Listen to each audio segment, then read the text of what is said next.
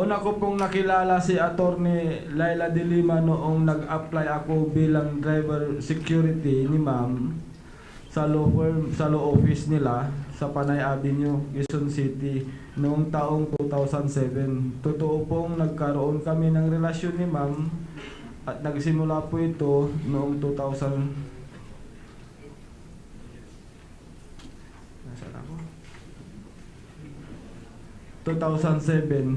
Mga 2 to 3 months po pa lang ako sa law firm niya. Alam po ng pangalawang anak ni ma'am ang aming relasyon.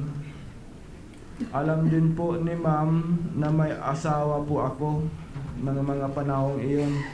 Kasal na po ako since 1991. Noon ako ay nag-apply bilang driver security ni ma'am sa kanyang law firm.